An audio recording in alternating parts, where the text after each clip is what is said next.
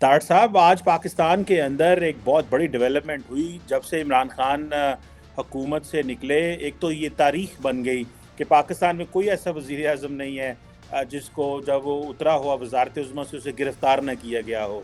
एक तो आज ये तारीख पाकिस्तान की, इमरान खान को भी गिरफ़्तार किया गया, और जिस तरीके से गिरफ़्तार किया गया, बहुत सारे लोग जो उनके चाहने वाले हैं वो प्रोटेस्ट कर रहे हैं। दूसरी तरफ ज़ाहिर बात है, आज इस्लामाबाद हाई कोर्ट ने ये कहा है कि उनकी जो गिरफ़्तारी है वो ठीक है। पाकिस्तान में मुख्तलिफ़ जगहों पे प्रोटेस्ट हुए, GHQ के बाहर, लाहौर में कोर कमांडर हाउस के बाहर, पेशावर में भी बहुत सारे प्रोटेस्ट हुए हैं, लेकिन कोई बहुत बड़ी तादाद में जो है वो अवाम सुना बाहर नहीं निकली। लेकिन इस वक्त मीडिया में भी बड़ी जो है वो सोशल मीडिया भी इतना नहीं चल रहा, फेसबुक, ट्विटर वगैरह, तो ज़्यादातर लोगों को एक्चुअल सिचुएशन का नहीं पता। आप क्या देखते हैं, क्या इम्प्लीकेशंस हो सकती हैं? क्या इमरान खान की यही डेस्टिनेशन थी? वो यही चाहते थे कि उनको पकड़ा जाए, वो मज़ीद पॉपुलर हों? How do you see this? साथ हमारे नेबरिंग कंट्री भारत में भी और पूरे खित्ते में इस सिचुएशन को बड़े गौर से देखा गया। Sir, what's your take on that?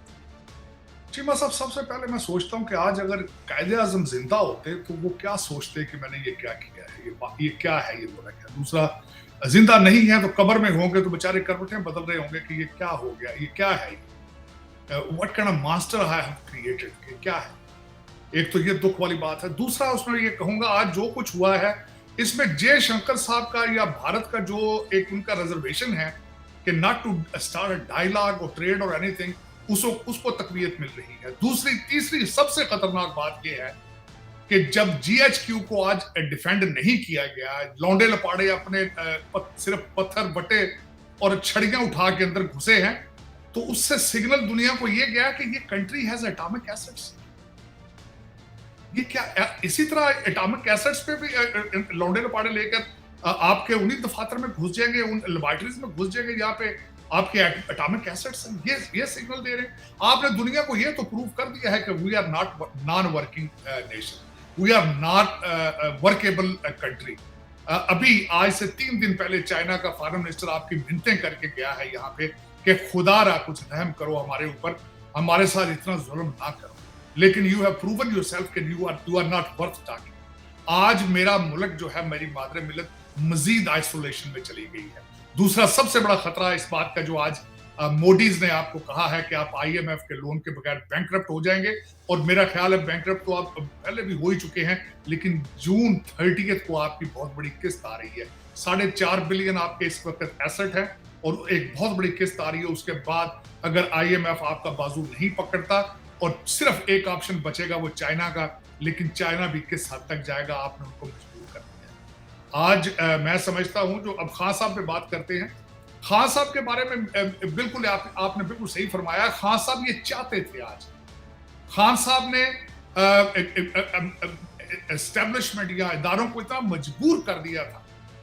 बार बार जब खान साहब पहले डर्टी हैरी से उतर के मैंने कहा था कि उन्होंने अब ग्लव्स उतार दिए हैं। ग्लव्स उतारने का मकसद उनका यही था क्योंकि एस्टेब्लिशमेंट उनसे बातें नहीं कर रही थी। इमरान खान साहब की बिल्कुल इस वक्त पोजीशन ये है कि एक बिगड़ा हुआ बच्चा जिसका बाप उसको गोद ना उठा रहा हो तो बार बार उसकी शलवार या खून को खींचता है कि मुझे गोद में उठाओ डैडी, मुझे गोद में उठाओ, मुझे दूसरे बच्चे मारते हैं। तो आज वो अपने बाप की गोद में जाने के लिए इस बेतरफी इतना तड़प रहा है, और बिल्कुल यही है। उनको डायलॉग चाहिए था एस्टेब्लिशमेंट के साथ। वो कहते थे मुझसे बात करो, मुझसे बात करो, मेरे साथ बात करो। खान साहब ने अगले दिन बंद दरवाजों में अंदर अपने जो उनके खास लोग हैं उनको बताया है कि पाकिस्तान इज नॉट, पाकिस्तान में कोई भी एस्टेब्लिशमेंट के बगैर जो है वो ताकत में नहीं आ सकता, और पाकिस्तान के अंदर हुकूमत एस्टेब्लिशमेंट के बगैर नहीं की जा सकती। ये खान साहब के अंदर की बातें जब बाहर निकली, खान साहब ने जिस तरीके से अगले दिन व्हील चेयर के ऊपर बैठकर जो बातें की हैं, फिर उसके बाद जब वो लाहौर के लिए इस्लामाबाद के लिए निकले हैं और गाड़ी में से जो मैसेज दिया है, उनका बिल्कुल वही मैसेज था कि अब्बा जी मुझे गोद में ले लो, मैं मर जाऊंगा आपके, ये मैसेज। और वो अपने बाप की गोद में चले गए हैं आज। फिर दूसरा उसके ऊपर तड़का लगाया असद उमर ने। उसने कल बैठ के एक प्रोग्राम में कहा है कि आर्मी चीफ और खान साहब को 15 मिनट के लिए दरवाजे में बंद करके चाबी गुम कर देना तो सारे हालात ठीक हो जाएंगे। सारे हालात ठीक हो जाएंगे। हम उनके कमरे में बंद और चाबी खो जाए। देखे जरा, ये मुल्क है, ये कायदे आजम ये बनाकर गया था। ये देखिए चीमा साहब, कुछ भी नया नहीं हुआ मेरी नजर में। क्योंकि मैंने तो वो नहीं देखा जब फातिमा जिन्ना को हराया गया था, मैंने तो वो नहीं देखा कि जब फातिमा जिन्ना को मर्डर किया गया था, लेकिन उनके भी वो सारे बांग्लादेश में जीती थी, और यहाँ पे हर इलेक्शन पोलिंग में धांधली करके अयूब खान ने उनको हराया था। लेकिन मैंने जियाउल हक के बाद मार्शल के बाद कोड़े लगते देखे थे अपनी आंखों से। कोई नई बात नहीं है। इन्होंने क्या जलाया, कोर कमांडर का घर जलाया, क्या फर्क पड़ता, क्या फर्क, कोई फर्क नहीं पड़ता। मैंने देखा है, यहां से इससे भी बदतर देखा है। और पीछे और दूसरा, हर वजीर आजम एक करप्शन में गया है बाहर, और भी शुक्र है बाहर गया, पहले तो गोलियां मार के उतारते थे वजीर आजम। चलो कोई नहीं, लेकिन यह है कि आज आप जो मुझे तकलीफ, मेरे लिए बायस तकलीफ यह है कि दुनिया आपको क्या देख रही है। आपने परमानेंट, पहले दरवाजे बंद थे, अब दरवाजे सील कर रहे हैं। पहले दरवाजे बंद थे, ट्रेड के, नेगोशिएशन के, फॉरेन पॉलिसी के दरवाजे बंद थे। अब आप उन पे कील लगा के परमानेंट बंद कर रहे हैं आज आप। तो फिर उसके बाद क्या बनेगा? आप 40% इन्फ्लेशन रेट, श्रीलंका से भी आप आगे हैं। श्रीलंका में और आप में कोई फर्क नहीं रह चुका है। लेकिन ये कि आप दुनिया तरक्की, मैं दुख से ही कहता हूं कि आपने आज भारत में जो लोग आपके बारे में बात करते हैं, आपने उनको तकलीफ दी। You have certified it now कि देवर राइट। मैं उन चंद लोगों में से हूं जो हमेशा ये समझता है कि नेबरिंग कंट्रीज के साथ रिलेशनशिप ठीक होना चाहिए। आप ट्रेड की तरफ जाएं, आप डिजिटल पाकिस्तान बनाएं, आप इंग्लिश और मैथ पढ़ें। लेकिन मेरा ख्याल है एक दीवाने का ख्वाब है, ये डे ड्रीमिंग है, एक फिक्शन है।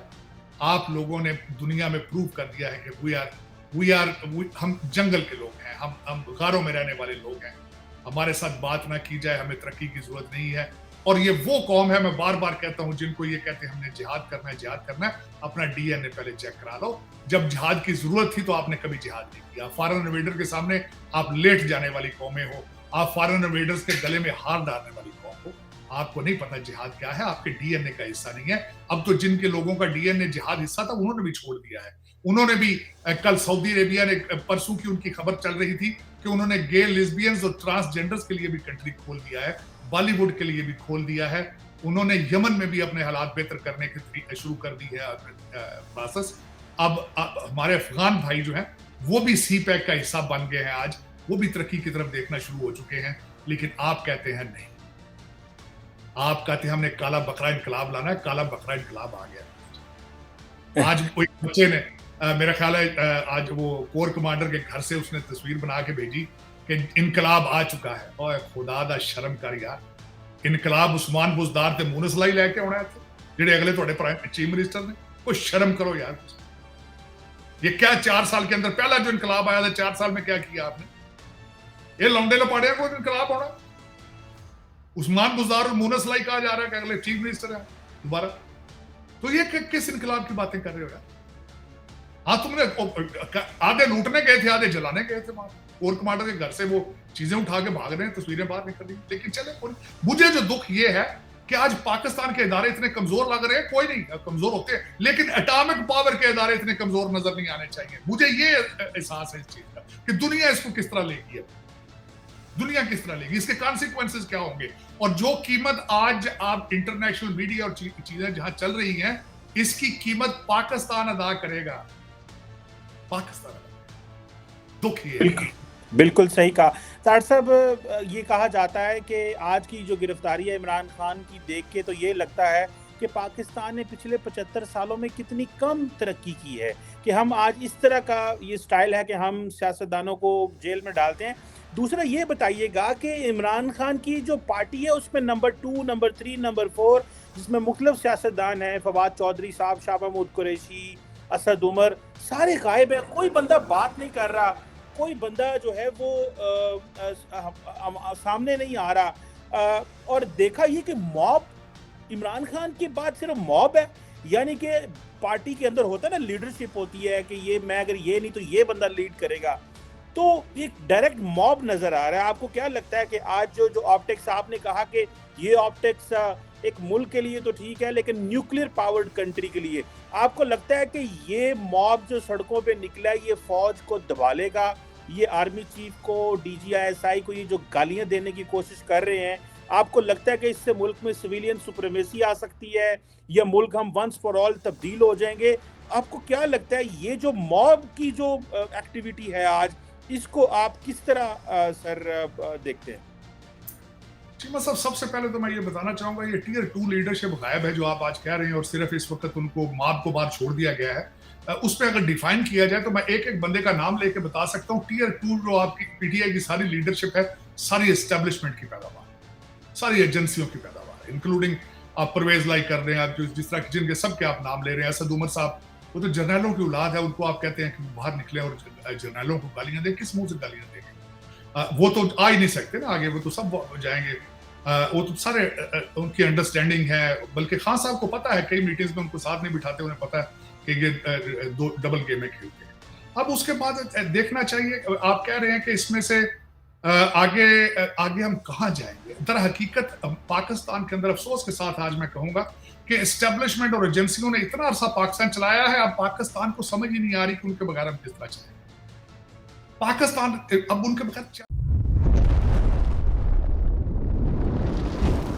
एकलव्य न्यूज इंडिया, अंतर्राष्ट्रीय खबरों का मंच।